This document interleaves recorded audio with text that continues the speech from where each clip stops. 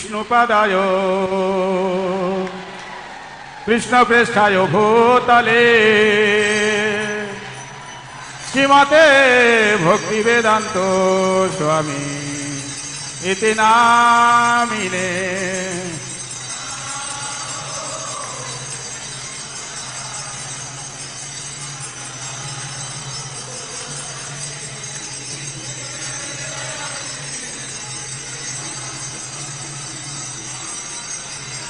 नमस्ते सरस्वती देवी गौरवाणी प्रचारिणे निर्विशेष शून्यवादी पाश्चात्य देशतारिणे।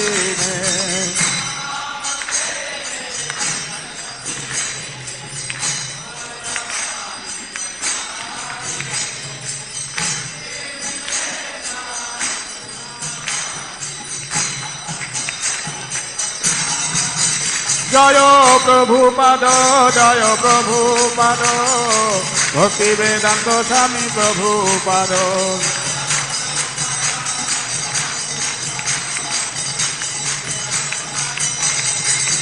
जय जय प्रभुपाद प्रभुपाद प्रभुपाद प्रभुपाद।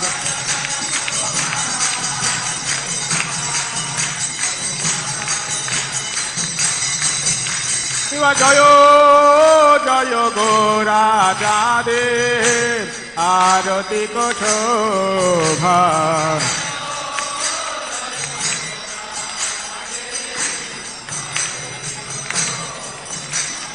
जय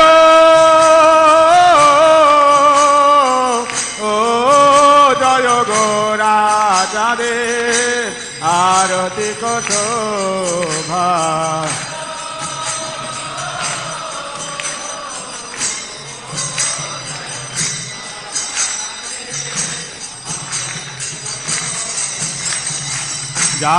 जानवितात बनी जग मन लोभा।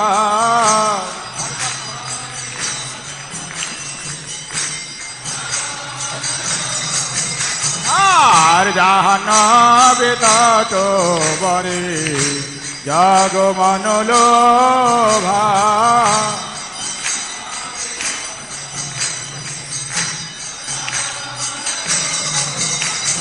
दक्षिणे निताय चाँद बामे गदाधर।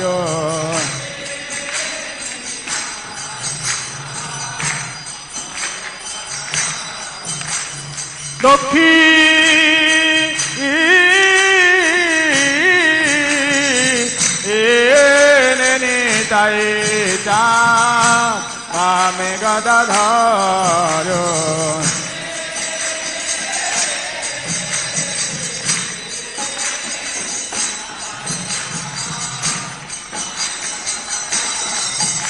আর নিকটে অদ্বৈত তিনি বাস ছত্রধর।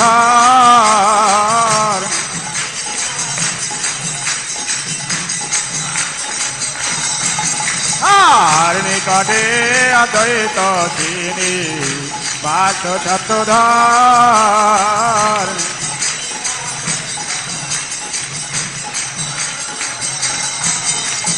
বসি আছেন গোরাচাঁদ রত্ন সিংহাসনে।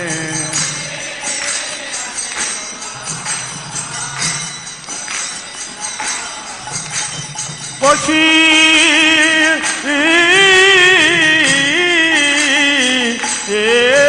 আছেন গোরাচাঁদ রত্ন সিংহাসনে।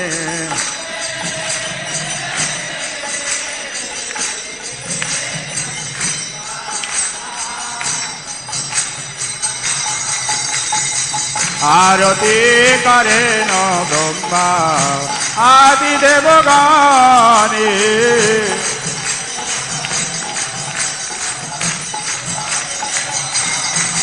आरती करेन ब्रह्मा आदि देवगणे।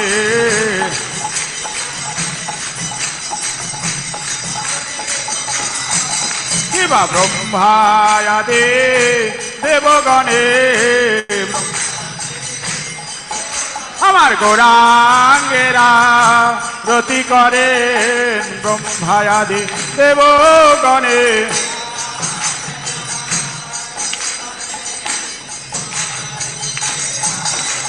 নিতাই চারের আরতি করেন ব্রহ্মায়াদি দেবগণে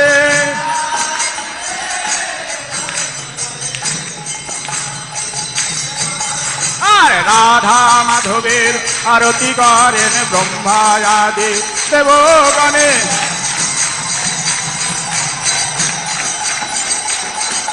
গৌরাঙ্গের আরতি করেন ব্রহ্মায়াদি দেবগণে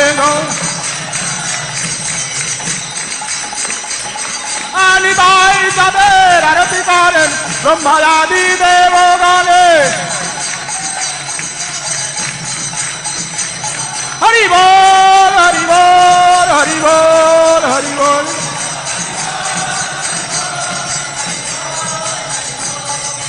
নরহরি আদি করি চামর ঢুলায় আর নরহরি আদি করি চামর ঢুলায়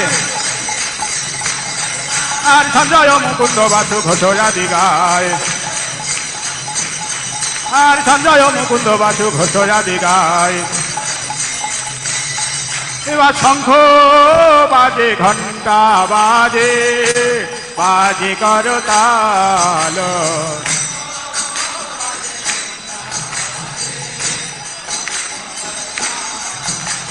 শঙ্খ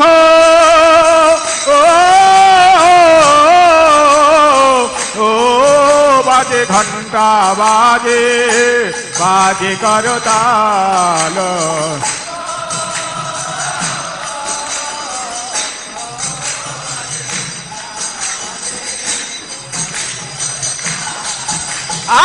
আর মধুর মৃদঙ্গ বাজে পরম রসাল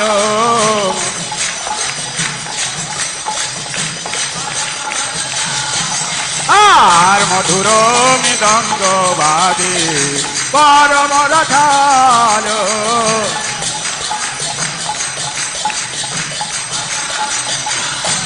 শিবা মধুর মধুর মধুর বাজে আর শঙ্খ বাজে ঘন্টা বাজে মধুর মধুর মধুর বাজে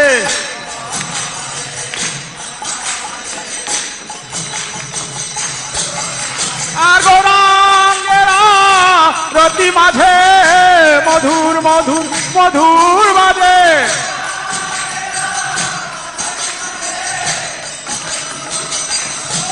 আমার নিতাই চাঁদের আরতি মাঝে মধুর মধুর মধুর বাজে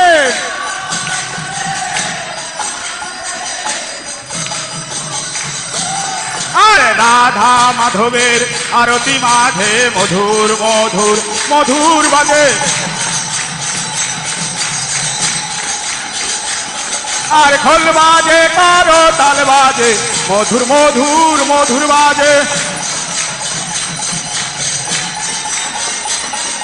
শঙ্খ বাজে ঘন্টা বাজে মধুর মধুর মধুর বাজে হরি বল হরি বল হরি বল হরি বল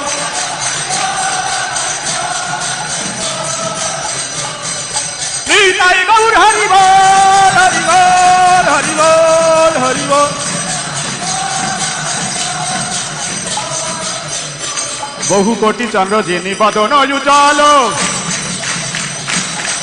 আর বহু কোটি চন্দ্র যিনি বদন উজ্জ্বল গৌরাঙ্গের গলে মালা করে ঝলমল আর গৌরাঙ্গের গলে মালা করে ঝলমল আর ভক্তগণের গাথা মালা করে ঝলমল আর শিব শুকন আর তো প্রেমে গদ গদ আর শিব শুকন আর তো প্রেমে গদ গদ ভক্তি বিনোদ দেখেন গোরার সম্পদ আর ভক্তি বিনোদ দেখেন গোরার সম্পদ। জয় শ্রী কৃষ্ণ চৈতন্য প্রভু নিত্যানন্দ, শ্রী অদ্বৈত গদাধর শিবাসাদি গৌর ভক্তবৃন্দ।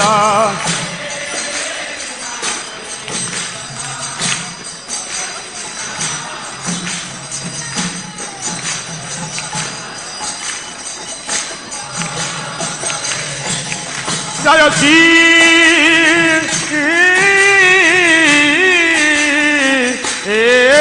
কৃষ্ণ চৈতন্য প্রভু নিত্যানন্দ, শ্রী অদ্বৈত গদাধর শিবাসাদি গৌর ভক্তবৃন্দ। সকলে দুই হাত তুলুন, সকলে দুই হাত তুলে কীর্তন করুন। জোরে হাততালি হবে, হাততালি হবে। হরি বল।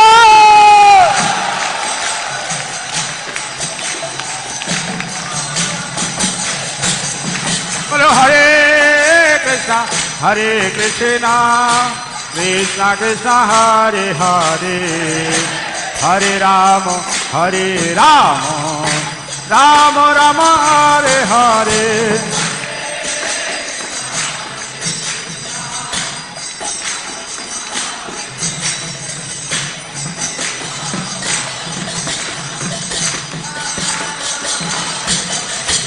হরে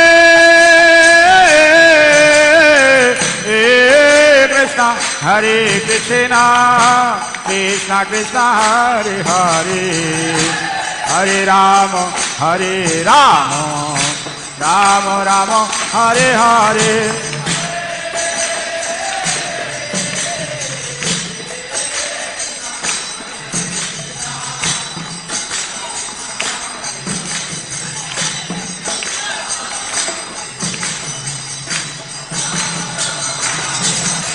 হরে হরে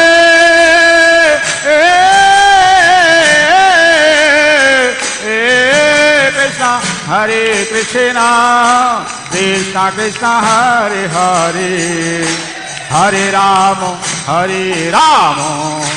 রাম রাম হরে হরে। সকলে দুই হাত তুলে কীর্তন করুন, সকলে দুই হাত তুলে নেচে নেচে কীর্তন করুন।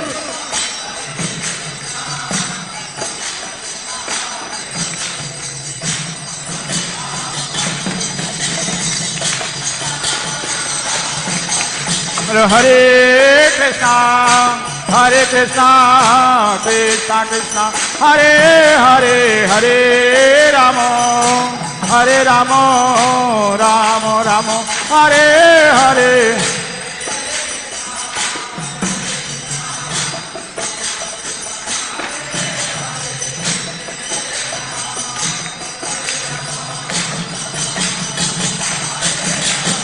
হরে কৃষ্ণ কৃষ্ণ কৃষ্ণ হরে হরে, হরে Ram Ram Ram Hare Hare.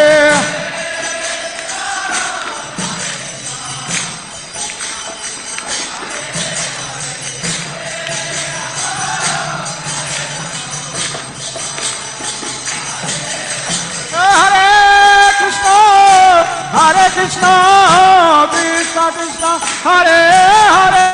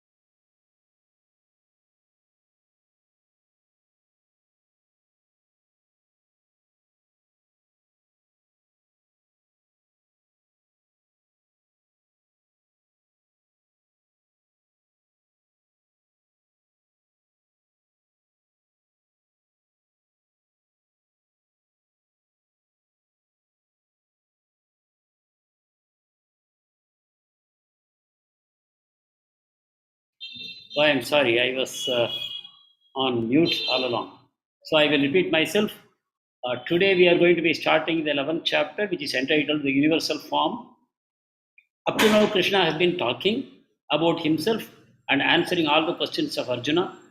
Now he is going to show his universal form to Arjun, and through the eyes of Arjun and Sanjaya, we are going to be also experiencing this amazing universal form of the Lord.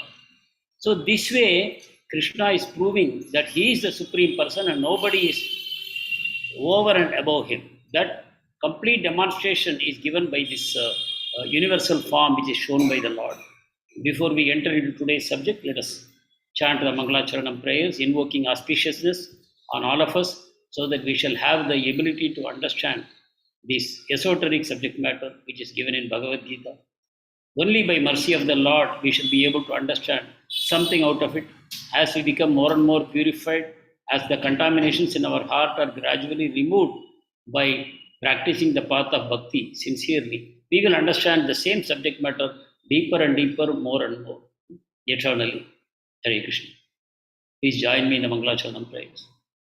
Om Ajnanatimirandasya Jnananjana Shalakaya Chakshurunmilitam Yena Tasmai Shri Gurave Namaha Shri Chaitanya Manobhishtam Sthapitam Yena Bhutale Swayam Rupa Gadamahyam Dadati Swapadandiham Vandeham Shri Guru Shri Yuda Padakamalam Shri Gurun Vaishnavamscha Shri Rupam Sagrajata Sahagana Raghunatanvitam Tam Sajivam Sadvaitam Savadhutam Parijana Sahitam Krishna Chaitanya Devam Shri Radha Krishna Padan Sahagana Lalita Shri Vishakhanvitamscha Namo Om Vishnu Padaya Krishna Prishtaya Bhutale Srimate Bhakti Vedanta Swamin Iti Namine Namaste Saraswati Deve Gauravani Pracharine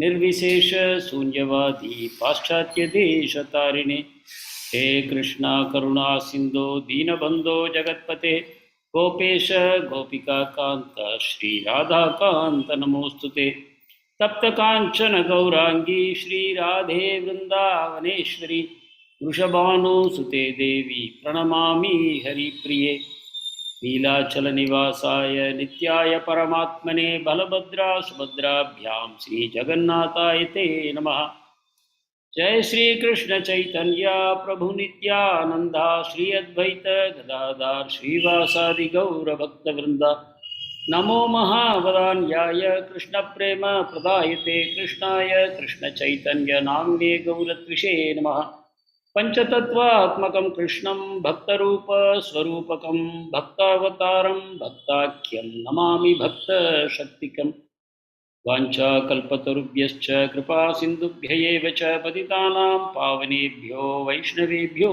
Namo Namaha Sarvopanishado Gavo Dugdha Gopalanandanaha Partho Vatsaha Sudhir Bhokta Dugdam Gitamritam Mahat Kamkarati Vachalam Pangum Lankai Degirim with Kripatamaham Bande Shri Gurum Dhenatarinam Paramananda Madhavam Sri Chaitanya Ishwaram Hare Krishna Krishna Krishna Hare Hare Hare Rama Rama Rama Hare Hare Hare Krishna Krishna Krishna Hare Hare Hare Rama Rama Rama Hare Hare Hare Krishna Krishna Krishna Hare Hare Hare Rama Rama Rama Hare Hare.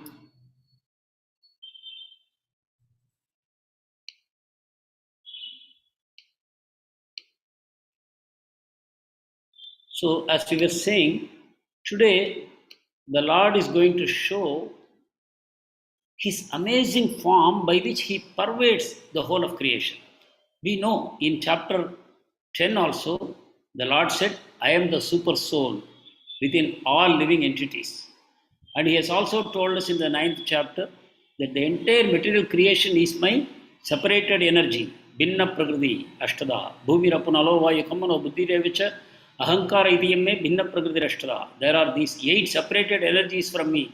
So when they are his energies, that means the energetic person is also present in them. Like if you talk about your energy, the energy is part of you and you are controlling the energy. So by your control, you are present in your energy. In the similar way, Supreme Lord is present in his entire creation and he also is the super soul within the whole of creation. This has been already told to Arjun and Arjun has understood. So Arjun is now completely free from illusion. He has no more doubts. Up to now, he thought Krishna was a human being like him and he was his friend. But now he has realized that Krishna is not a human being. Krishna is the Supreme Lord. He is the source of everything, cause of all causes. And Arjuna is fortunate to have Krishna as his friend. So now Arjuna says, my illusion is now completely gone because of your instructions. I understand that you are the source of everything and your glories are inexhaustible. But now Arjuna wants to establish forever that Krishna is the Supreme Personality of Godhead. Not that simply he is Arjuna's friend and whatever he spoke, Arjuna accepted. So, in order to establish for the future, Arjuna is going to ask this amazing question from Krishna, and Krishna is also going to oblige him. So, let us start with the shlokas 1 to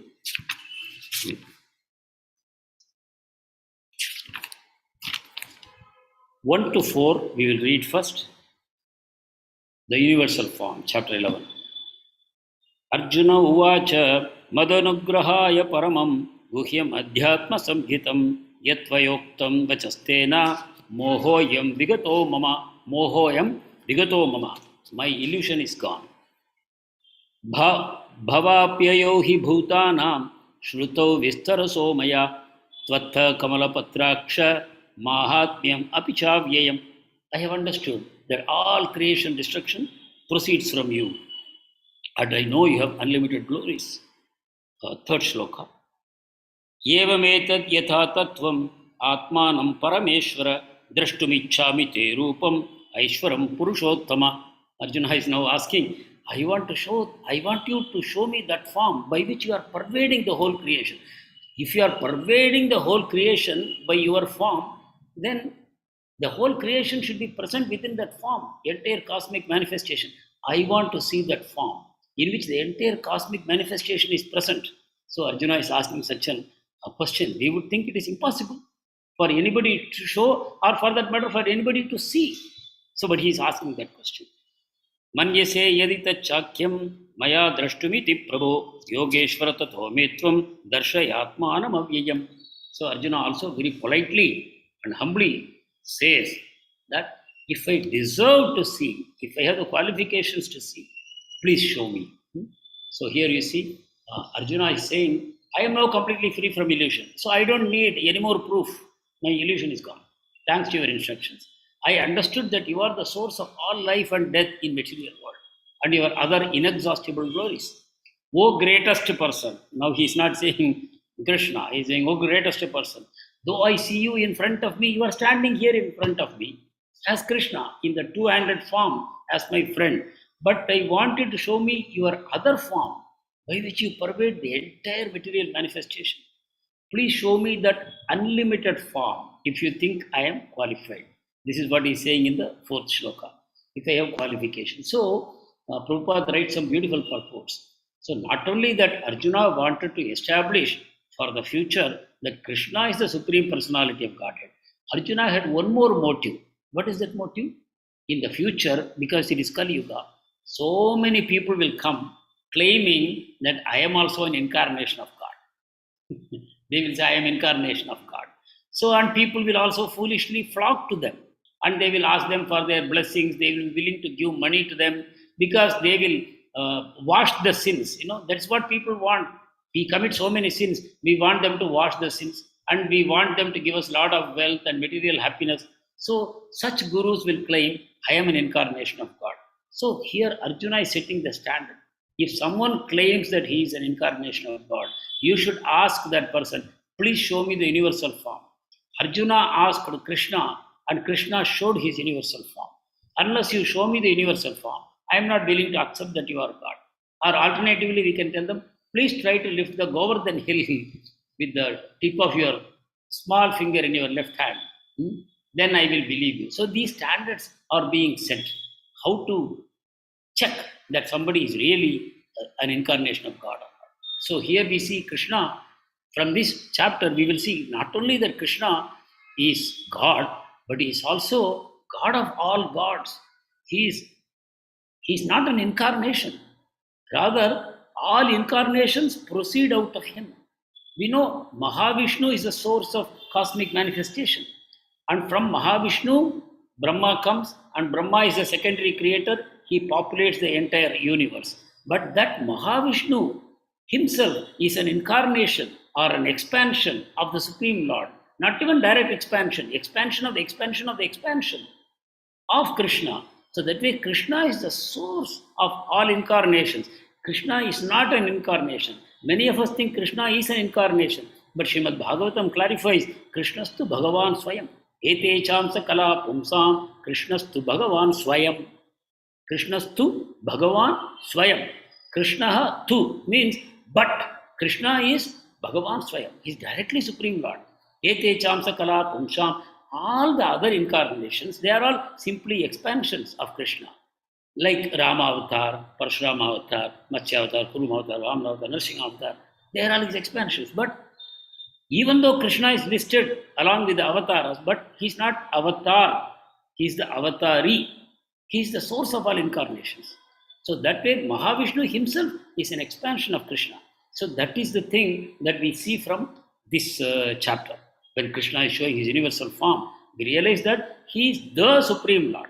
Even though he may have many expansions, incarnations, partial expansions, etc., he is the original person. He is the original person. Like if I have one candle and with that candle I light 1000 candles, still the original candle is there from which other candles were lit. Similarly, Krishna is the Supreme Lord eternally.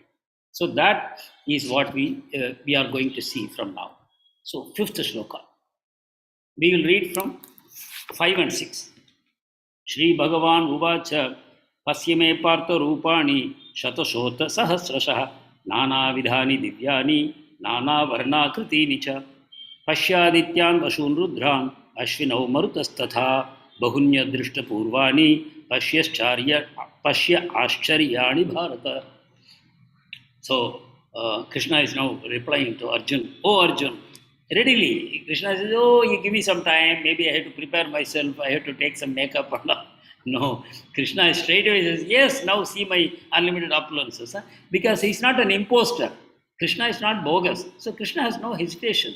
And Arjuna being his dear friend, he is qualified to see the universal form. So Krishna says, let me show you my form. You will see my opulences, hundreds and hundreds of very divine and multicolored forms. Krishna says, you can see in me. And he says, countless divine forms. You can see the Adityas. You remember from the previous chapter, Adityas are children of Aditi, who is the wife of Kashyapa Muni. Kashyapa Muni is one of the progenitors of mankind. He is one of the Prajapatis. From him, so much creation comes. And his wife is Aditi. And Aditi's children are the Devatas. Those who populate the Sargaloka, they are the children of Aditi. And they are called Adityas. And you remember, Krishna said, I am Vishnu among the Adityas. Vishnu himself took birth as one of the children of Aditi. So Vasus, Rudras, Ashwinis, other demigods, and many wonderful things never seen before. Krishna says, you see all of them in my body. Seventh.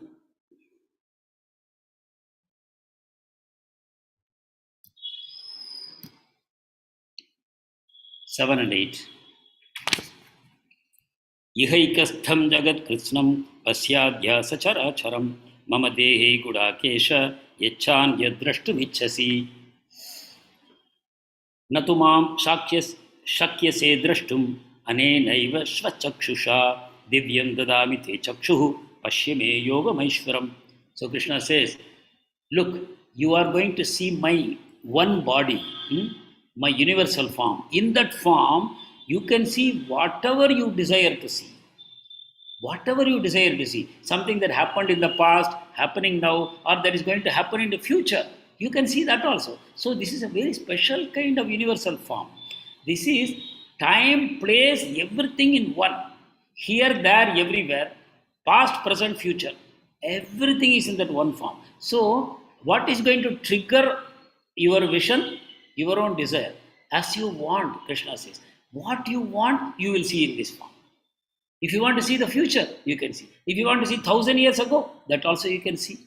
And whatever part of the universe you want to see, that part I can show it to you. So that form is going to respond to the desire of Arjuna. He doesn't have to speak. Arjuna has to desire, and that vision will be there. See the amazing thing about this universal form. It's not something ordinary. And all moving and non-moving objects in one place. You can see the oceans, you can see the mountains, you can see the forests, you can see the planets, everything in one place. And then Krishna says, but your material eyes cannot see this transcendental vision. So I am going to give you divine eyes by which you can see my opulences. Actually, Arjuna is a pure person. Arjuna is a pure devotee of the Lord. He has a very special relationship with Krishna. We all know Krishna is his friend. Out of the 5 Pandavas, Krishna relates with Arjuna as an equal friend. To Yudhishthir and Bhima, he offers obeisances. They are elder to him. Arjuna is equal to him. Nakul Sahadev, he gives blessings to them as an elder. So with Arjun, Krishna is equal. So in that relationship, Arjuna has a very intimate friendship with Krishna. But that relationship is not suitable for viewing the universal form. So Krishna is going to give him a change of his mind. Arjuna's mind is going to change from the existing friendly relationship into something else. And then he will see that with the divine eyes, the universal form of Krishna. So here, there is a nice shloka Srila Prabhupada is quoting in the purports. I will read that. This is in Srimad Bhagavatam. This is spoken by Sukadeva Goswami, who spoke Bhagavatam. Yittam satam brahma sukhanubhutya dasyam gatanam paradaivatena maya shritanam naradarakena sakham vijahru krida punya punja. Sukadeva Goswami is saying, here is that same supreme person who is considered impersonal Brahman by the yogis, by the sages, and supreme personality of Godhead by the devotees, and ordinary men consider him as a product of material nature. But that supreme Lord is now playing with these boys. Which boys? Gopa boys.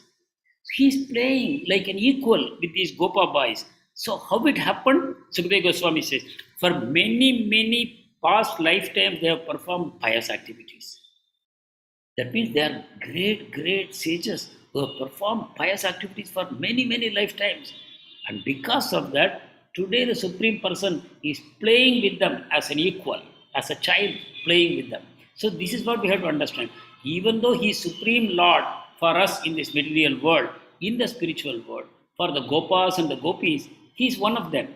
He loses his Aishwarya. He loses his supreme nature. He becomes one among them. So that is the kind of relationship that Arjuna actually has. So 9 to 12 we shall read. Sanjaya Uvacha. So you remember the whole Bhagavad Gita is being spoken by Sanjaya. He is sitting in front of Dhritarashtra in Hastinapur. And Dhritarashtra is the blind king. He is listening through Sanjaya. Sanjaya has been given a special vision by Vyasadeva. And because of that vision, Sanjaya is not only able to see, this is not just a vision, he can hear also. And he can smell also. Whatever is happening on the battlefield, he can experience. Not only that, just like Krishna spoke just now, Sanjaya can see anything that he wants to see within the battlefield. Such an amazing vision has been given to him. And he is describing now. He says, after saying this, the Supreme Lord of all mystic power, he's displayed his universal form to Arjuna. So he's displaying the universal form to Arjuna. 10 to 11. Anek, now there is description. There is description of the universal form as seen by Sanjaya. 10 to 12 we shall read. Aneka Vaktra Nayanam. Let me read from 9. Sanjaya Uvacha Eva Muktva Tato Rajan Maha Yogeshwaro Harihi Yogeshwara means the Lord of Supreme Mystic Power. Mahayogeshwaro Harihi Darshayamasa Partaya Paramam Rupamaishwaram Anekavaktra Nayanam Anekadbhuta Darshanam Aneka Divya Bharanam Divya Nekodyatayudam Divya Malyambaradharam Divya Gandhanu Lepanam Sarva Ascharyamayam Devam Anantam Vishwato Mukham Divi Surya Sahasrasya Bhaved Yugapaduttita Yadi Bhasadrishi Sasyad Bhashas Tasya Mahatmanaha. Sanjay is describing. So you see this word Aneka, Aneka, Aneka. This is going to happen throughout this chapter. Unlimited, unlimited, unlimited. That is what we are going to see here. So when the universal form is seen, Sanjaya says that universal form has unlimited mouths, unlimited eyes, unlimited wonderful visions. The form is decorated with celestial ornaments, divine ornaments, and is wearing divine upraised weapons. The various forms are holding weapons. He is wearing celestial garlands and garments, and many divine scents were smeared over his body. That's what I said. Even the fragrance of the incense, what the Lord is wearing on the body, Sanjaya can smell. The Lord is wearing divine perfumes. The perfume also he is able to smell. Just see what is the virtual reality we have today, and what the Lord is showing. Not virtual reality. Lord is showing reality only, directly, and all was wondrous, brilliant, unlimited, all expanding. What is being seen? Wonderful, brilliant, unlimited, constantly expanding. That is the form Sanjaya is seeing. And the effulgence of that form is like millions of suns rising together. How else to describe such a glaring vision? So Sanjaya says it's like seeing a billion suns together. Then 13, 14. तत्रैकस्थं जगत्कृत्स्नं प्रविभक्तम् अनेकदा अपश्यद्देव देवस्य शरीरे पाण्डवस्तदा ततस्य विस्मयाविष्टो हृष्टरोमधनञ्जयः प्रणम्य शिरसा देवं कृताञ्जलिरभाषत. So at this time, Arjuna is seeing in the universal form the various portions of the universe all in one place. Even though the universe is divided into, you can see so many planets, like so many systems, they are spread all over the universe. But sitting in one place, Arjuna is able to see all these divisions of the universe all in one place. He is able to see. And so when he saw this form, Arjuna became bewildered and stunned. He became ecstatic to see, oh, my friend Krishna is so powerful, such an amazing Lord. Even though he has already understood that Krishna is Supreme Lord, but now he's having that special vision, and seeing that, Arjuna goes into ecstasy. Up to now, Arjuna had a particular relationship with the Supreme Lord as a friend. But now, there is a change in the relationship. Suddenly, Arjuna is now becoming, he is beholding the Lord with respect, awe and reverence, looking at the Aishwarya of the Lord. So much awe and reverence is overcoming the mind of Arjuna, and in that bewilderment, he becomes stunned. His hair is standing on end, and then he is bowing his head to the Lord, and he is offering obeisances to the Lord with folded hands. Krita Anjalir Abhashata. With folded hands, he is offering prayers to the Lord. He is speaking as follows. Pranamya Shirasha Devam. To the Supreme Lord, he is bowing his head, and he is speaking as follows. 15 and 16. Arjuna Uvacha Pashyami Devam Stava Deva Dehe Sarvam Tatha Bhuta Vishesha Sangan Brahmanamisham Kamalasanastham Rishimscha Sarvan Uragamscha Divyan Aneka Bahudara Vaktra Netram Pashyami Tvam Sarvato Nantarupam Nantam Namadhyam Na Punastavadim Pashyami Vishveshwara Vishwarupa. So Arjuna is getting into a very, very mood of complete amazement, and he is offering this beautiful poetry as an offering to the Supreme Lord. Arjuna is saying, my dear Lord, in your body, I am seeing all the demigods situated there. And also all other living entities, superior, inferior, all living entities I am seeing in this form. And then he is describing, I am seeing Brahma. Now we know where is Brahma. We have seen the picture of Vishnu, Garbhodakshai Vishnu. Within the universal system, the Anda, we call it Brahma Anda, within which the universe is situated. There, half of it is filled with Garbhodaka, water, which is coming out of the body of Garbhodakshai Vishnu. And Vishnu is lying down on that water. And then from his navel, one lotus is sprouting. In that lotus flower with million petals, in that lotus flower, Brahma is seated. So Brahma is self-born. It's not through father and mother coming together. Lakshmi Devi is sitting at the lotus feet of Vishnu and massaging his lotus feet. But Vishnu doesn't need her assistance to create Brahma. He is simply arising from the navel by the will of the Lord to do the further creation within the universe. So Arjuna is seeing Brahma. That means he is seeing right from Vishnu, the snake bed of Vishnu, and Brahma seated there. And then he is seeing Lord Shiva. And then all the sages, we know along with Brahma created all the four Kumaras, then the seven, the Saptarishis, and all the Manus. So all these people are surrounding them. So the sages and divine serpents. So divine serpent, the Lord is lying on a serpent bed. That's a divine snake. So like that, Arjuna says, I am seeing all these things. And then and again he goes into Aneka. He says, oh, Lord of the universe, I am seeing in your body many arms, bellies, mouths, and eyes expanding everywhere without limit. I see in you no beginning, no end, and no middle. So he's saying, na antam, na madhyam, na punastavadim, pashyami vishveshwara vishwarupa. Oh, the Lord of the universe, oh, the Lord who is in the form of the universe, I don't see your beginning, your middle, and end. Like that, Krishna, Arjuna is glorifying. Actually, how we can say that I have seen the universal form fully? So that's what Arjuna is expressing. 17 and 18. Kiritinam gadinam chakrinam cha tejo rashim sarvato deeptimantam pashyami tvam durniriksham samantat Deeptanalarka dhyutimaprameyam Tvamaksharam paramam veditavyam Tvamasya vishvasya param nidhanam Tvamavyaya shashvata dharma gopta Sanatanastvam purusho mato me.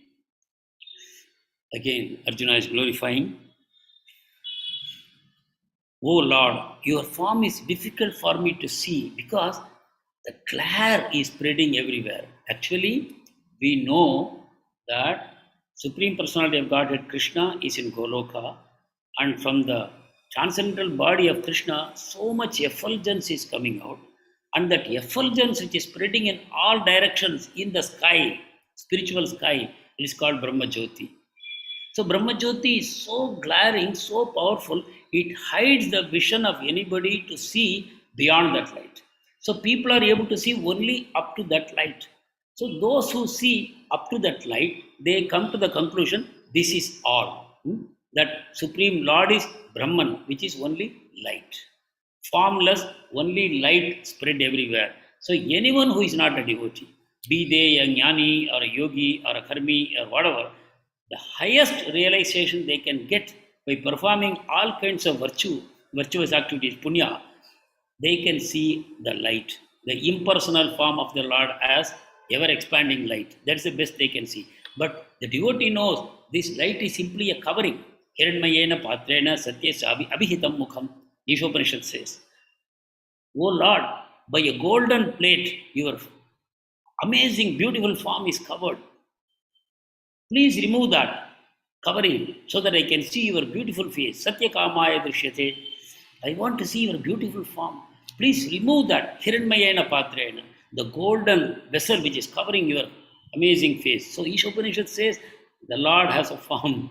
The form is covered by this plate. So like that, this light is covering the vision of the Lord. But if you decide to become a devotee of the Lord, then the Lord removes that covering and you can enter Praveshtum Parantapa, Krishna would say, you can enter into my pastimes.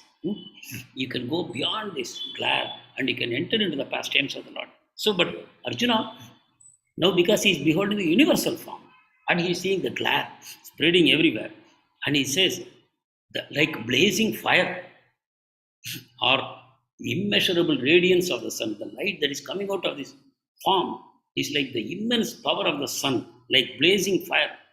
But then he says, yet I see this glowing form, but I still see your form also everywhere. I am seeing the glare, I am also seeing the form, adorned with various crowns, clubs, and discs. Your form is fully decorated.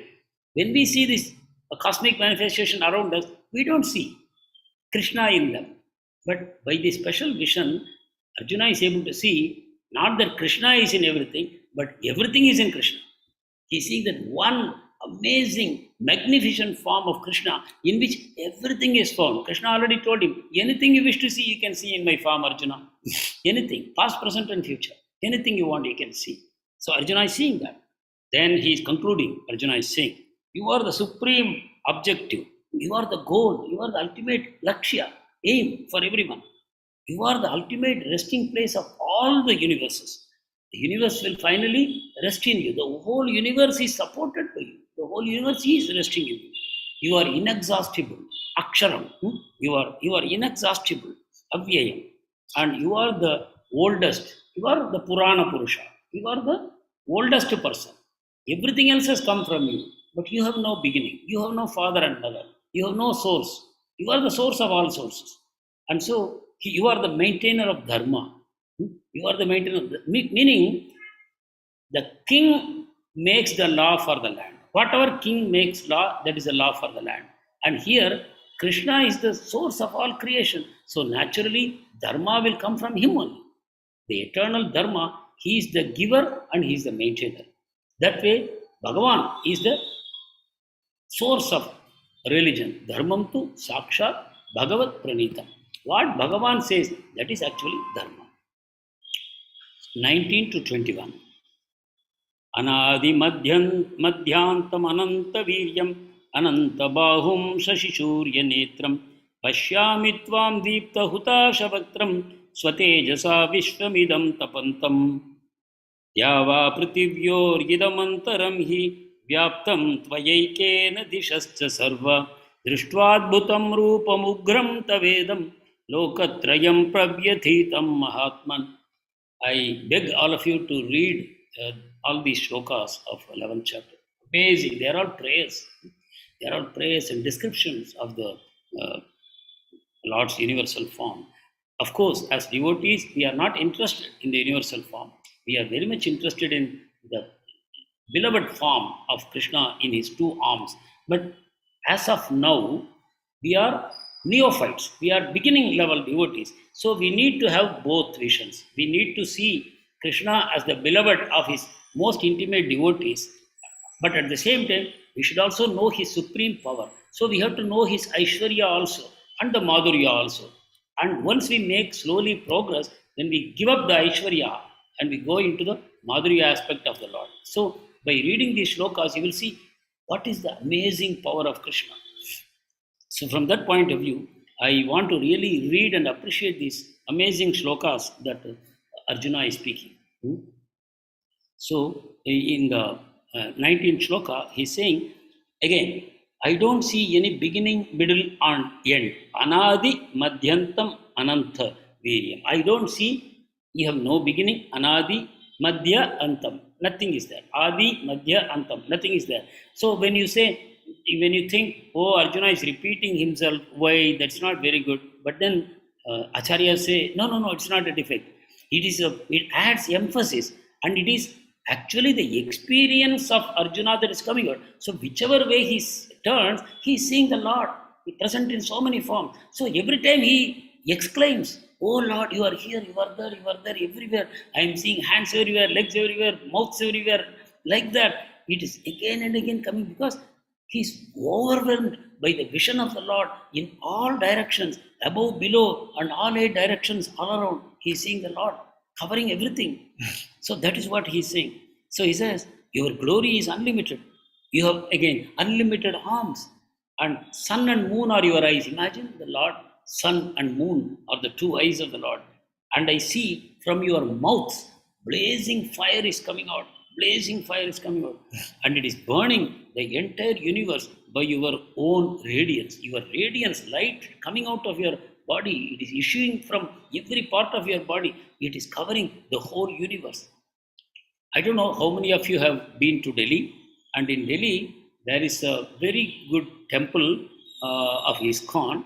It's in east of Kailash area. It's a very big temple, very big temple. And in the basement area, they have a beautiful diorama depicting the universal form with sound effects and everything, with light effects and all. If the next time you get a chance to go to Delhi, I request all of you to visit this wonderful, wonderful temple constructed with great love by the devotees, so that innocent people, they have to have more and more demonstration of the superiority of the Lord, of the supreme nature of the Lord, so that they can become attracted. So for this, these amazing efforts have been taken, that you will be able to not only read in the book, but you will be able to see in front of you these amazing forms of the Lord. I very much would request all of you to take advantage of this diorama, which has been set up in that New Delhi, east of Kailash area. There is one very big ISKCON temple. There you can see this. So Arjuna is saying, you are spread throughout the sky, and you are in every planet and in the space between the planets. So I am seeing you spread out everywhere, even though you are one. You are one, but I see you in everything. Oh great one, seeing this wonderful and terrible form, all the planetary systems are perturbed. That also Arjuna is seeing. This amazing form of the Lord, it perturbs the whole planetary systems. 19 to 21. Amihi tvam sura sangha vishanti kechid bhita pranjalayo grananti swastiti uktva maharshi siddha sangha stuvanti tvam stutibhi pushkalabhihi. So, all the demigods are surrounding you, and they are entering into you. So many demigods, they are all entering into you. And some of them are very much afraid also. And they are all offering prayers with folded hands. They are offering prayers to you. And then there are also so many great sages, unlimited sages, and perfected beings called Siddha. Siddha. They are perfected beings. They are also worshipping you and saying, all peace, Shanti, Shanti. Like that, they are also offering prayers to the Lord. And then they are singing Vedic hymns in glorification of the Lord. 22 to 25. Rudraditya vasavo yeja sadhya vishveshvinau marutaschoshma pascha gandharva yaksha surasiddha sangha vikshanti tvam vishmitaschaiva sarve rupam mahatte bahuvaktra netram mahabaho bahurupadam bahudaram bahudamshtra karalam drishtva lokha pravyatitas tathaham नभ स्पृशं दीप्तमनेकवर्णं व्यात्थाननां दीप्तविशालनेत्रं दृष्ट्वा हि त्वां प्रव्यतीतान्तरात्मा धृतिं न विन्दामि शमं च विष्णो. 25. दंष्ट्राकरालानि च ते मुखानि दृष्ट्वैव कालानलसन्निभानि दिशो न जाने न लभे च शर्मा प्रसीद देवेश जगन्निवास. So again he is saying, I am seeing in your form Shiva, the Adityas, Vasus, Sadhyas, Vishvedevas, Ashwinis. These are all devatas in various planetary systems. Marut, Pitrus, Gandharvas, Yakshas, Asuras, demigods. And they are all seeing you. See, one thing you have to understand, we are talking about the universal form. And then we are talking about Shiva, Aditya, Vasu, Sadhya. They are all seeing the fierce form in wonder, and they are disturbed. How is it possible? That means, are they standing outside the form? No. So, this is the amazing nature of Krishna's universal form. Within the universal form, they are all present, and they are also looking at the universal form, and they are all standing in great wonder. This is the supreme power of the Lord. He can hide himself completely from the vision of people to whom he doesn't want to show himself. To those who he wants them to see, he will give them the necessary vision to see him also. So Arjuna is saying, they are all greatly disturbed. I am also disturbed. My mind is perturbed by fear at your sky-touching form, gaping mouths and great glowing eyes. Your eyes, sun and moon, and so many other eyes, they are glaring, and your mouth is wide open, and from the mouth fire is coming out, and your form is touching the sky. Imagine, you see only the forms everywhere and nothing else. And how much will be the disturbance? So Arjuna is saying, I am also becoming disturbed. And he says, not only that you have many faces, eyes, arms, thighs, legs, and bellies, but you have many terrible teeth. Imagine the terrible teeth. They are not simply sitting there. The teeth are gnashing, they are chewing. The tongue, the mouth, the teeth, they are all active. They are not simply standing there like that. So he's becoming very, very disturbed. And there is so much light coming out of you and your great glowing eyes. So I'm no longer able to keep my balance. 26, 27. Now he's getting to more specifics. Ami chatvam dhritarashtrasya putra sarve sahaiva vanipala sangai bhishmo drona suta putrastataso saha smadiye rapiyoda mukhyai vaktrani te tvaramana vishanti damshtra karalani bhayanakani kechid vilagna dasanantareshu sandrishyante churniter uttamangai. Now he says, all the sons of Dhritarashtra, along with the kings allied with him, and Bhishma, Drona, Karna, the invincible warriors, these generals, they, and also the generals on the Pandava side, they are all rushing into the fiery mouths of the Lord. This universal form is having his mouths wide open, so many mouths, and all these people are rushing. They are not walking in, they are rushing in. All the sons of Dhritarashtra and Bhishma, Drona, Karna, and also people who are fighting on the side of Pandavas, they are going in. And then the mouth is chewing. So he's seeing some of these people, the heads are smashed between the teeth. Sometimes you eat some mixture, then you find that some peanuts or etc., they are sticking to your teeth. Like that here, the heads of these generals are getting stuck between the teeth of the Lord. Arjuna is seeing this.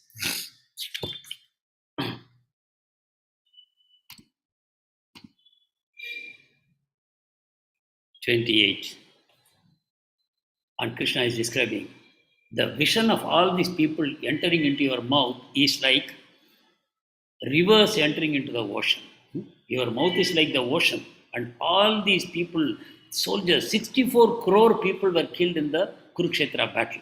64 crores of people. So, like a rivers, they are all entering into the amazing mouths of this the universal form, like rivers entering into ocean, and also like moths entering into blazing fire. In 28th and 29th shloka, he is describing Yata nadinam bahavombu vega samudrameva bhimukha dravanti tatha tavami naraloka vira vishanti vaktranya bhivijvalanti. So here he is comparing the all these soldiers to rivers and Krishna's mouth to ocean. So they are all entering into the ocean, rushing in like waves, the waves of rivers they are entering. And in 29 he is giving another metaphor. Yatha pradiptam jvalanam patanga. Patanga means moth. Yatha pradiptam jvalanam patanga vishanti nashaya samruddha vega tathaiva nashaya vishanti lokas tavapi vaktrani samruddha vega.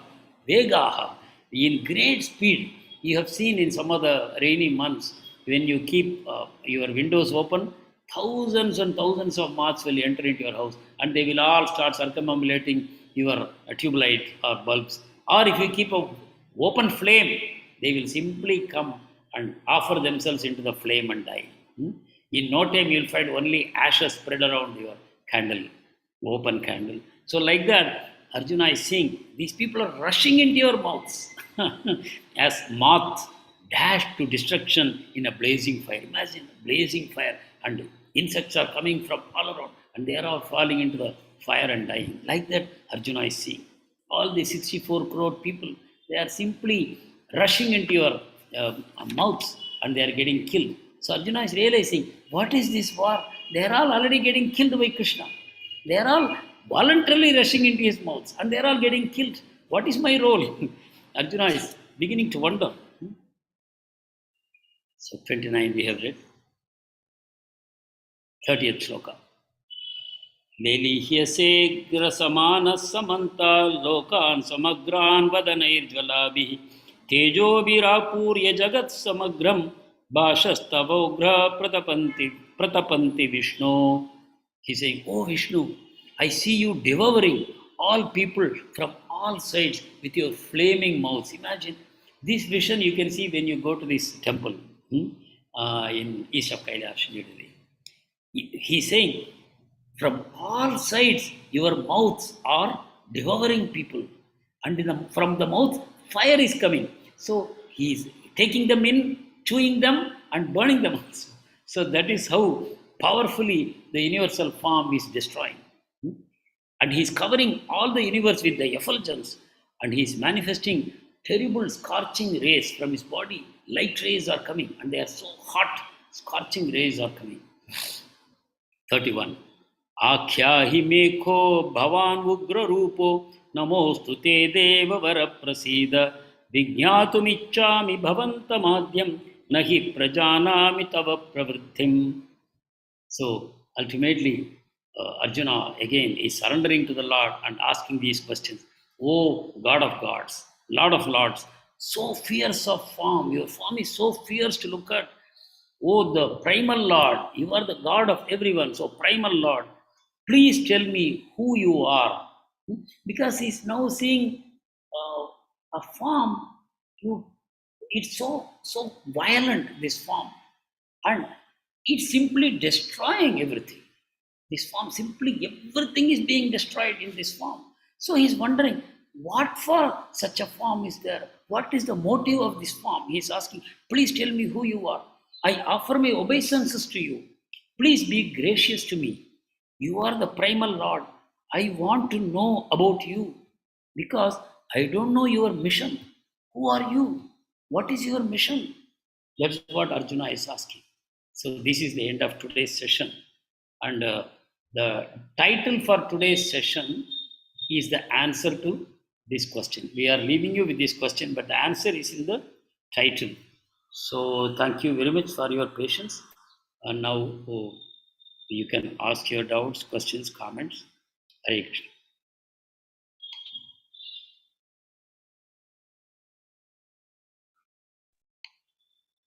Hare Krishna, Prabhuji, may I ask? Yes, Mataji, sure. Prabhuji, Krishna answers every question by saying that he is beyond everything. I mean, he cannot be understood because even the great sages and all, they also cannot understand because they come from him. So in one word, he has explained that questions might be there, but the answer is with him and he is not in that sense. He won't reveal himself always. But Prabhuji, from the material point of view, we understand that he creates humans, he sends souls down because of our own desire, because we want that free will, we want that separation from him to enjoy our independence. That we understand because of our foolishness. Maybe we do not have that much of an intelligence to really understand that we should not leave Krishna and come down like this. But from a material point of view, Prabhuji, why Brahma is created again and again? He is obviously at a much higher level. He is just below the Shiva's abode. His intelligence is too high. So to create Brahma and to put him in a situation in darkness and for him to meditate for such a long time, to be able to understand him and to gain the knowledge only when Krishna appears, he reveals himself after so much of meditation. He gets the knowledge to again create. So it is a long process, and why start from that point? I mean, I understand humans coming down on Devi Lok and starting their life, but to create Brahma again and again during the creation, what is the significance from material point of view? I understand that from spiritual point of view, Krishna can do anything, it's his will. So it is beyond our understanding. But from the material point of view, Prabhuji, why is he created again and again? Thank you. A nice question and very, very relevant also. So, number one, you said that Krishna cannot be understood in you see, his own words because he is the first oldest person, Purana Purusham, Adyam Purana Purusham. So, how he can be known? Even the great sages and demigods, they are also created by him only. How anybody can know? But having said this, if we stop trying to know Krishna, that's not a good thing. A devotee is always interested to explore the amazing glories of the Lord. And that's what a Krishna is, the devotee is always doing. Machita Madgada Prana Bodhayantaha Parasparam Katayantascha Maha Bhaktya Tushyanti Charamanticha. Devotees are constantly engaging in discussing the glories of the Supreme Lord. So that is one thing devotees always do. So they give this example. The sky is endless, but different birds, the sparrow may fly about 100 meters, 200 meters, but an eagle may fly maybe 1 kilometer, 2 kilometers.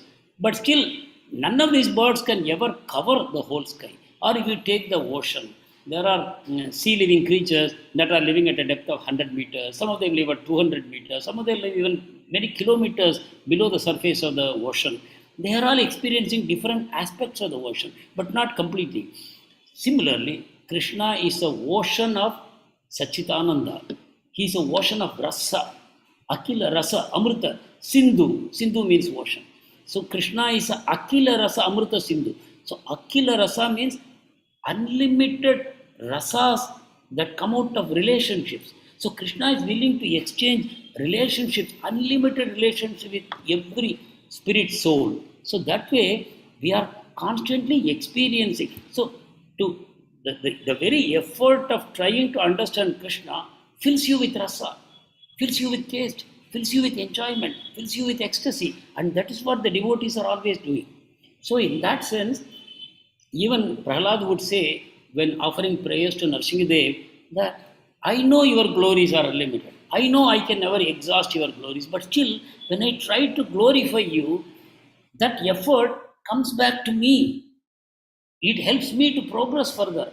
Just like if I am having a mirror in front of me, if I want to decorate the image on the mirror, what I have to do? I have to decorate the real form which is standing in front of the mirror. Then the image in the mirror will also get decorated. Similarly, we are all your images. So when I glorify you, that comes back to me. So this is the way he explains. So it is our duty to constantly use whatever intelligence and faculties are given to us by Krishna to try and understand more and more and more and more. And to the extent you make this effort, Krishna will give you also higher and higher understanding. Krishna reciprocates.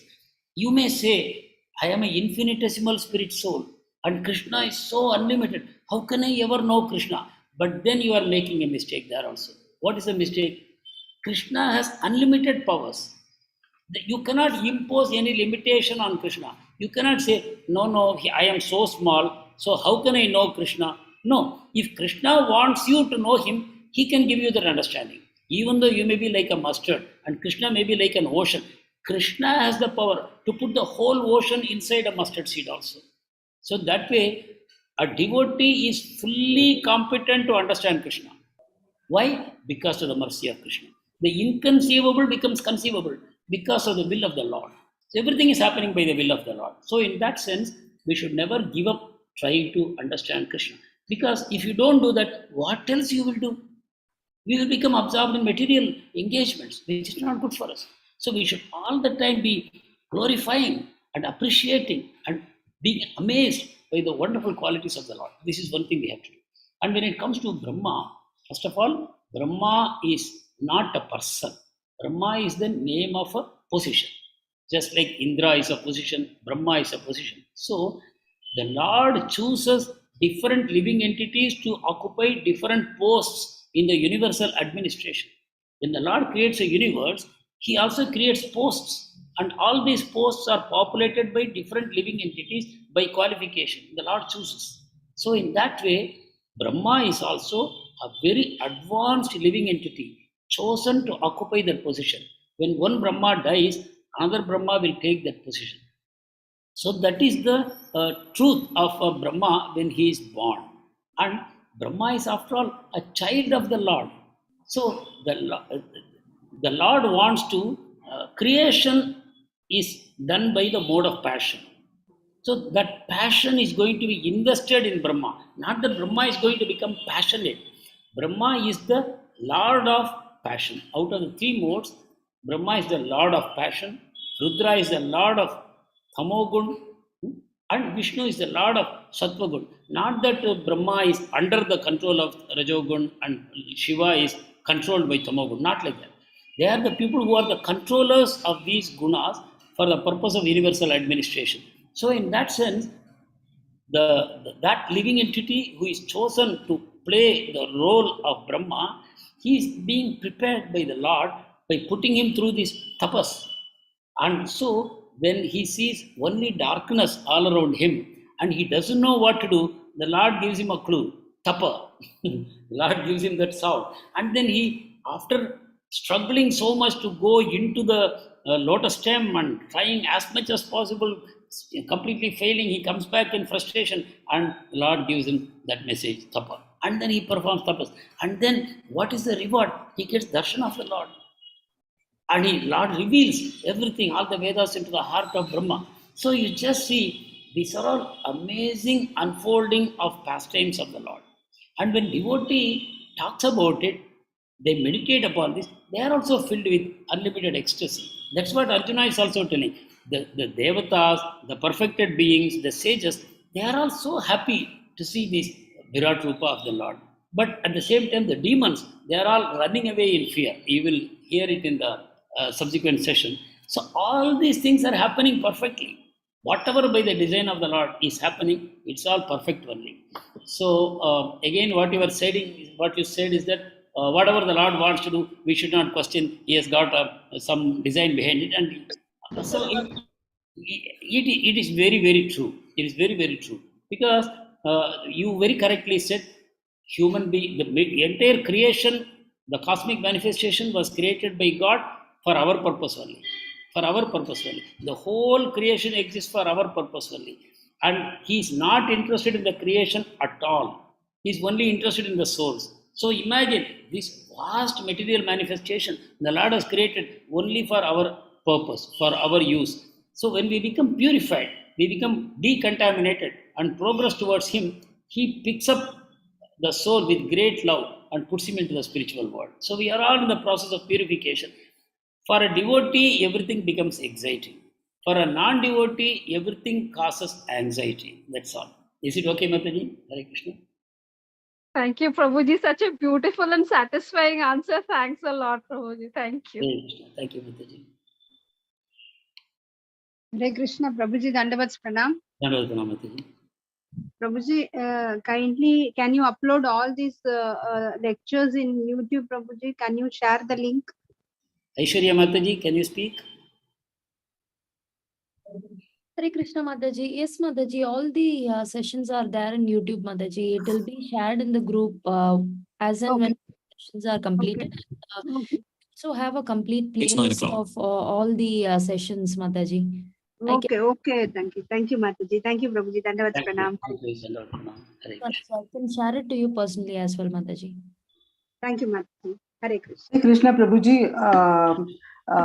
Brahma, of course, is created by the Lord. But what about Lord Shiva? He is a Tamoguna, you said. Yeah. So, how is he created? Is he a Swayambhu, or what is he exactly created by the Lord? We do not, anywhere, wherever we read also, we do not get any information regarding him. No, you have information. You please read Brahma Samhita. Achha, Brahma Samhita. Okay. In Brahma Samhita, there is a shloka. Kshiram yata dadivikara vishesha yogat sanjayate nahitata pradagasti heto yes shambhu is Shiva. Yes shambhutam apitata samupaiti karyat govindamadi purusham aham bhajami. So in that shloka, it says, Kshiram yata dadivikara vishesha yogat.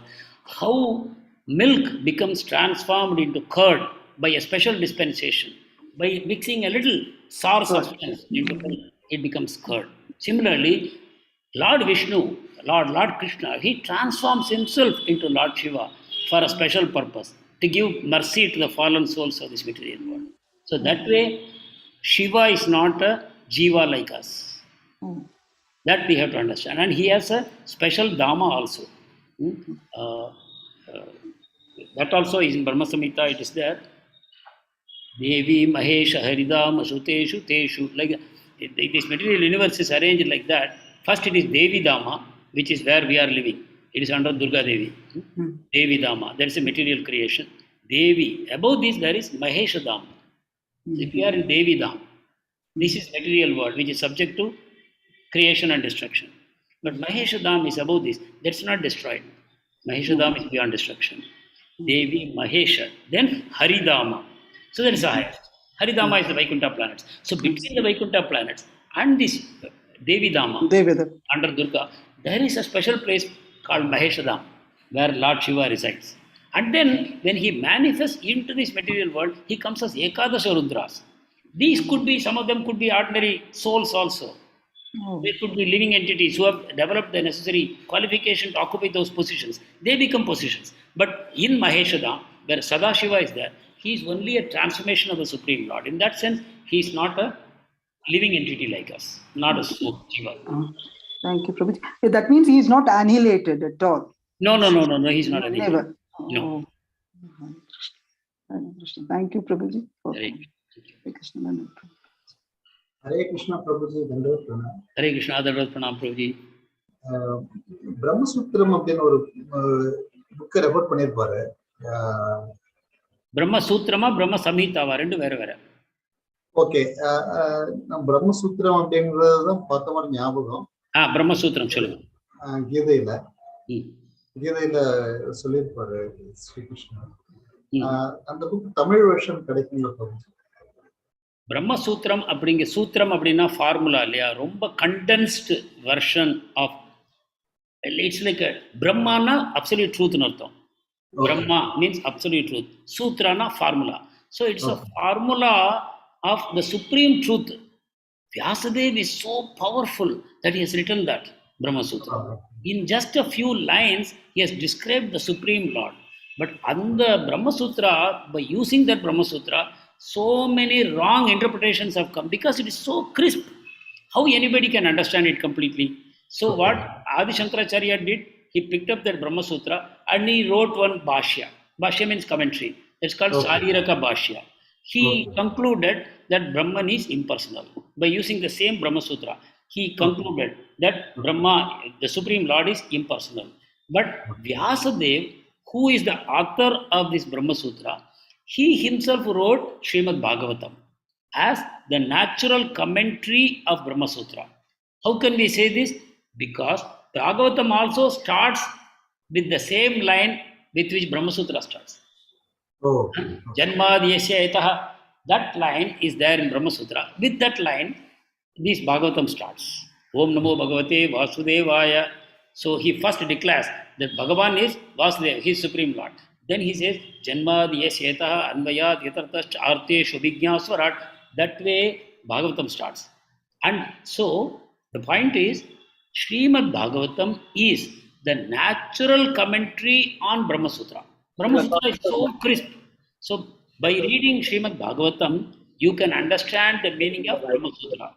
So the aim of Vyasadeva writing Bhagavatam is that to teach you that supreme truth is actually a person. And that person is Lord Krishna.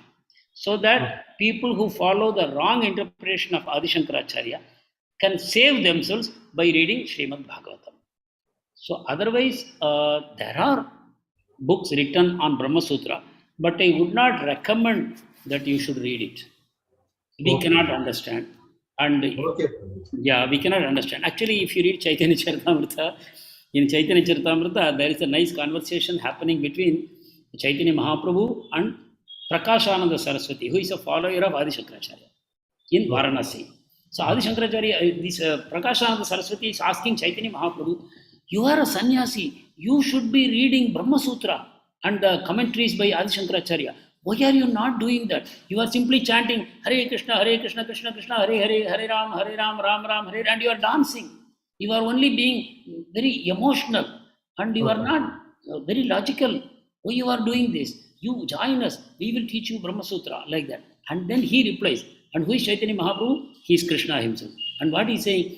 My Guru told me that I am a fool number one. And he said, you are not qualified to read and understand Brahma Sutra. So Okay. you just chant the Hare Krishna Mahamantra and the mantra will reveal everything to you. Don't worry. And because Okay. he told me that, I started chanting the Mahamantra. And now what is happening? I am becoming so ecstatic. My eyes are becoming reverse. My body is trembling in ecstasy. My hair is standing on end. And I don't know what is happening. It is day or night. I am drowning in ecstasy. And I went back to my spiritual master and I asked, Oh Guru Maharaj, what kind of mantra have you given me? I am unable to control myself. I am losing control. Then Guru Maharaj blessed me. He said, the mantra is doing its job. Continue to chant this Maha Mantra only and you will receive all perfection. So that, like that he says. Of course, later on, he explains, Chaitanya Mahaprabhu explains the true meaning of Brahma Samhita also to Prakashananda Saraswati. If you read Chaitanya Charitamrita, you will get these explanations. But honestly speaking, we need not attempt to study Brahma Sutra. Anyone who wants to read Brahma Sutra should simply read Srimad Bhagavatam. Okay. Hare Krishna. Okay, Prabhuji. Hare Krishna. So thank you very much. We will conclude today's session with a prayer to all the Vaishnavas. Hare Krishna, Prabhuji, Dandvat. Hare Krishna, Dandvat Pranam. Yes, Prabhu. Yeah, Prabhuji, one small question. Like in this material world, we have all these with five indriyas. Everybody enjoys. Then we get this old age, basically old age, disease, and all. So how to get rid of? Definitely, everybody will become older. Also, disease will also come. So then, if we are bhakti, how to minimize that effect, Prabhuji? Yeah. So very nice question, Prabhu. Thank you. So in the very second chapter, Krishna will intimate that Vasamsi jirnani yata vihaya navani krishnati naroparani tata sharirari vihaya jirnani anyani samyani navani dehi. So the very first lesson that Krishna is giving to Arjuna is that Arjuna, you are not this body. You are a spirit soul and you are actually eternal. Why did you get into this material body? That is what you have to investigate and how you can free yourself from this material body. Material body means there is an inner garment and there is an outer garment. The inner garment, what we are wearing, is called Mano Buddhi Ahankar, mind, intelligence, and false ego. This is the inner garment we are wearing. As long as we don't give up this inner garment, we will continue to get outer garments. That means when we die in one physical body, our inner garment will carry us into another physical body and our life will continue. What is this inner garment? This mind, buddhi, and ahankara are carrying all our unfulfilled desires. They carry all unfulfilled desires of one lifetime. They are carried in this inner garment called Sukshma Sharira. So, and also the impressions of all our past karmas, they are carried, and of course, Paramatma is going with us. So, until we give up all these impressions, all the vasanas, and all the material desires, we cannot give up the inner garment. And until the inner garment is not given up, we cannot stop taking rebirth.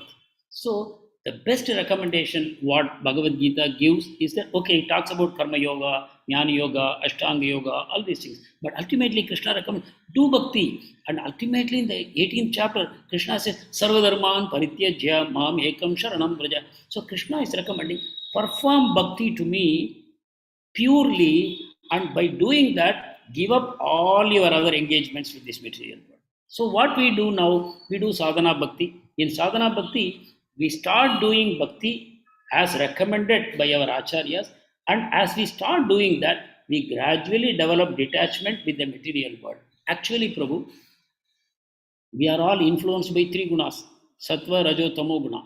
The maximum suffering is for people who are in tamo guna, because tamo guna means maximum ignorance. If you are in complete ignorance, whatever you do will be wrong. And because of doing wrong things, you will incur bad karma. And when you have bad karma, you will continue to suffer life after life. But the moment we come into Krishna consciousness, even though we may not become transcendental, we may not go beyond the gunas very quickly, but very soon we start rising out of tamogun to sattvagun. And when you go to Sattva Gun, you will not be disturbed as much as a person who is in Tamogun. Once we understand Krishna is a Supreme Lord, I am a spirit soul, I am not the body, I have an eternal relationship with Krishna as servant of the servant of Krishna, and I want to re-establish myself in that relationship. Whatever I do, I will do in that mood. Like that, if you conclude, you quickly rise to the level of Sattva Gun. And people in Sattva Gun hardly do any sins. Number one. Number two, they also don't look for material results for their actions. They will do their duty, but they are not interested in material benefits because they know it is temporary. It's very short term. So what they do, they in Sattva Gun, they only pray to the Lord, they perform their duties, but they are detached from material results. So in that way, a devotee has no fear of rebirth, no fear of suffering in this world. Actually, a devotee will even say, I don't mind taking millions of births in this world. He becomes fearless.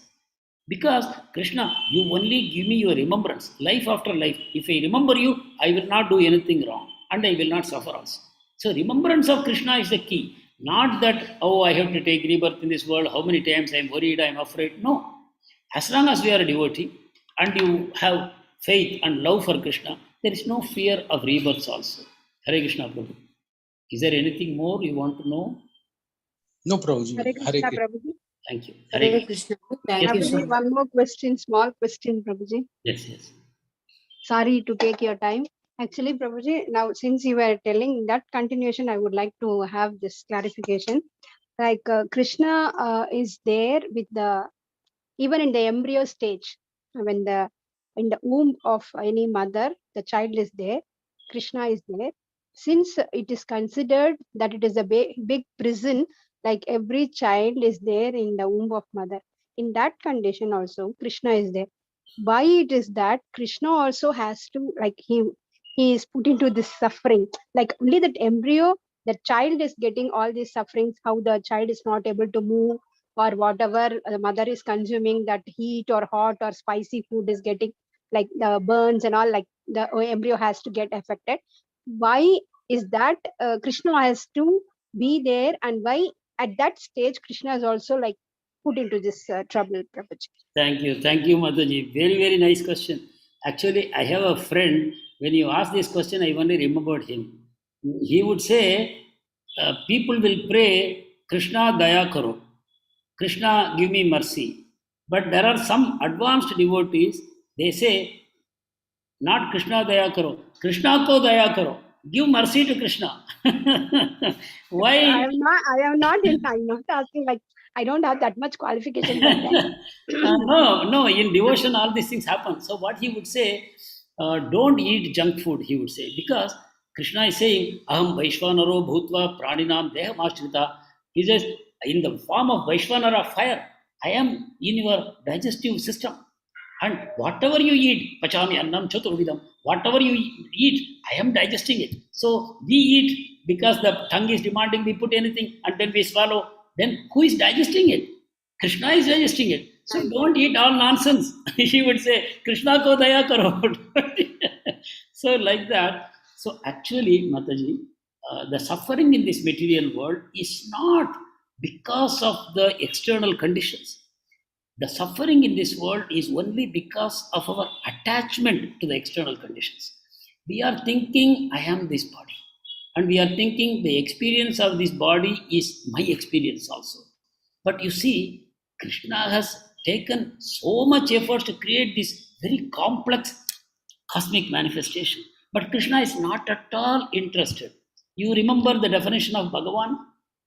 Renunciation is one of the 6 qualities of Bhagavan. Quality. He is Yeah, completely okay. detached. Yes. So when somebody is completely detached, he doesn't suffer. Please remember, we say so much about Pandava's suffering. From our point of view, we have seen Pandava suffer a lot. In fact, Yudhishthira one time he asks Krishna also, Krishna, I am worried because we have undergone so much suffering and people know that we are your surrendered devotees. And because we are undergoing so many sufferings, people may come to the conclusion that Krishna is merciless and Krishna Bhaktas are left high and dry. So Krishna, I am worried about that. Yudhishthira is not worried. about the suffering, but is worried that people will think bad about Krishna. So actually, devotees are also having the same qualities of Krishna. If someone becomes a devotee and sincerely we practice, all the qualities of Krishna will come to the devotee also. So just as Krishna is detached from material creation, the devotee also becomes detached. So so devotee is constantly only meditating on Krishna, and the external situations they don't trouble him at all. So honestly, Pandavas did not suffer. Otherwise, why Kunti Maharani will pray that I want this suffering? Vipadastantuda sakshat tatra tatra jagadguru. She said, let me have sufferings again and again so that I will never So forget. that I can remember. Yeah, yes. Because it is ecstasy. When I am in suffering, you are with me. In my heart, I am remembering you very, very, very powerfully. And that gives ecstasy. So that way, for a devotee, whether it is suffering or joy, both are ecstasy for him. They don't really suffer. So in that sense, yes, Krishna is accompanying the soul wherever he goes. But Krishna is completely detached as a witness. Krishna is just a witness. The Paramatma is just a witness, except for devotees. For everyone other than a devotee, he is just a detached witness, like a judge who is going to perform his role as a judge only. If you have done wrong, I will punish you. If you have done right, I will reward you. But for devotee, Krishna is not like that. For devotee, he is acting like a loving father, a good friend. He is guiding you along the way. Whatever is needed for your evolution, that only Krishna will do for a devotee. Hare Krishna. Thank you, Mataji. Yes, Prabhuji. Prabhuji, Thank you so much, one, Prabhuji. Hare Krishna. small question came Yes, Prabhu. after your suggestion. Yes. Prabhuji, like we left Golok Dham na, to that we are more intelligent and Krishna gave us independence and we have come here in material world. Now we have seen suffering and now we want to again go to Golok Dham. So Prabhuji, like this, because Krishna is, so generous or whatever, he has given so much independence. But in our material world, we do not give such kind of independence to like our kids also, maybe other family, friend or anybody. So shall we also be like that? Ki whatever somebody does, we should not interfere and let them do. And because we are just fighting also and creating castle also for next generation, something like that. So we are fighting also, and a lot of materialistic things we are, engaged so that we'll give to our next generation, they will enjoy or something. So we are doing everything like bad only. Very, very, very, very good question, Prabhu. It's a very thought-provoking question. We are all making mistakes. Actually, the greatest legacy what we can give for our children is to build character. If we can give good qualities, if we can give good character, if we can make them devotees of Lord Krishna, there is nothing like it. But then, can we make them that way? I don't think so. Like as you said, Krishna has given us independence. Krishna has given us Bhagavad Gita, Bhagavatam, Chaitanya Charitamrita, has given us so many pure devotees to guide us, and he himself comes in the form of many incarnations. He is doing his level best to help us, but at no point of time he is forcing us. The force is never exerted on the living entities here. So, with regard to our children also, it is said that they say up to 5 years you indulge them, but between 5 and 15 you become like their friend, something like that. People say, I don't know. But basically, the best thing that we can do for our children is to expose them as much as possible to Krishna consciousness. How to expose them? Let us become good devotees. Let us become exemplary devotees. So that is within our control. If you have read this book, Stephen Covey, he wrote a book called 7 Habits of Most Successful People. And there he talks about sphere of control and sphere of influence. I will very briefly tell you.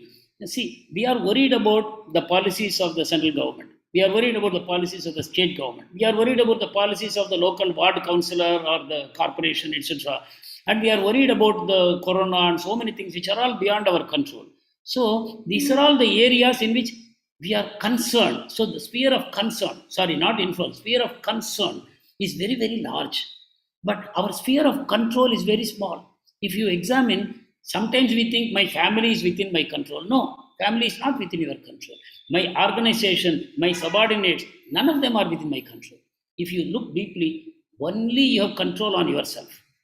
Let us take full control of ourselves. Let us do bhakti in a very pure way. And by setting a model for our children, they may pick up now or they may pick up later, but that is the best thing we can do for them. And leaving money for them, accumulating wealth, accumulating property, and all that, it is a completely foolish thing, because we are not only wasting our life, and we may be also creating bad example for them in the future. Because when we do bad karma to earn wealth, that bad karma will also go with that wealth. When they try to enjoy that wealth, they will also suffer the bad karma. So the best thing we should do for our children is to set good examples. There is no worry about whether I have left a huge legacy for them, whether I have left a huge bank balance, whether I have left a good house for them to live in, etc. That need not worry you at all, because God did not intend that we should take care of our future generations. Every soul that comes into the world comes with their karma, and they have to experience that. There's nothing you can do to prevent them from suffering their bad karma, or you cannot give them extra good karma which they don't have. So that is foolishness. That is our foolishness. We are ruining ourselves. We are perhaps also not setting a good example for future generations. But yes, the best thing we should do is to set a good example for them. For that, we should become nice devotees. We should give more time to our spiritual life, and we should not be too much bothered about accumulating wealth. So in that way, definitely children will pick up, because in the external world, they are getting kicked by Maya. Different times they get kicked, and slowly they will wake up. And when they wake up, they will say, oh, my father had set this nice example. I have not followed. So until they come and ask you, there is no need to preach. And even if you preach, make sure that they are attentive, they are interested. The moment they are losing interest, you let them free. So this is one area where we can only pray to the Lord to take care of our children. Nothing more that really we can do. Hare Krishna Prabhu. Hare Krishna, Prabhuji. Dhanavad. Very nice explanation. Prabhuji, if you can say that shlok, yak yak acharati, I won't be able to say it. Please say that shlok. That's a beautiful shlok, and it's relevant, I think, to the point that you're saying right now. Very true, very true. Yadyad acharati shreshta tadyad yeveitaro janaha sayat pramanam kurute lokastad anuvartate. Krishna is talking about great souls. We are not great souls. But Krishna is saying, yes, people who are in very powerful positions, they should set example for others. So whatever the king does, the common man will follow. Whatever standards they set in their life, the common man will try to imitate in their life or emulate in their life. So like Mataji says, for our family at least, we can try to be a good example for the members of the family by being nice devotees, by following a sadhana in our life, by controlling our senses and utilizing it in the service of Krishna. And whatever wealth and resources that we have, we should engage them in the service of Krishna. That way, we can definitely set a good example for them. Thank you, Mataji. Hare Krishna. Prabhuji asking a continuation doubt on what Mahalakshmi Mataji had asked. Huh. So a relative of mine asked me, Prabhuji, like the food that we are eating is full of pesticides and fertilizers, and we are offering it to Krishna. How can you offer pesticides to Krishna and all, Prabhuji?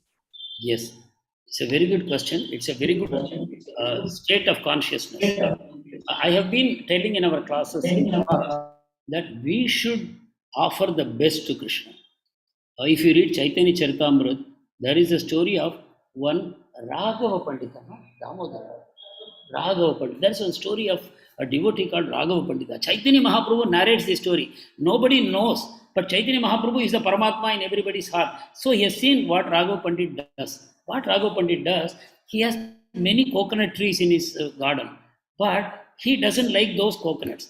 He knows that there are some gardens far away where the coconuts are very tasty, the tender coconuts. So he sends his servants and he personally goes to collect all those coconuts and puts them in tank of water to cool them. And every morning, some 6 nuts, he will cut them and then offer to the Lord for his enjoyment. And after the Lord has enjoyed it, he will open it and remove the inside portion and again offer it to the Lord for his eating pleasure. So this was he was doing. And one time, his servant was he was offering puja. His servant was bringing tender coconuts into the puja room, but Raghav Pandit said, "No, don't bring them in. Throw them away." He said, "Why? He said, when you entered, you touched the ceiling with your hand. And when you touched the ceiling with your hand, the dust from the ceiling must have fallen.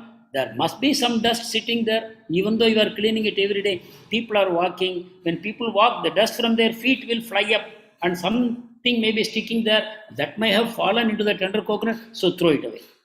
With such great difficulty, he had collected, but he threw them away and again brought fresh coconuts and offered to the Lord. Look at this mood.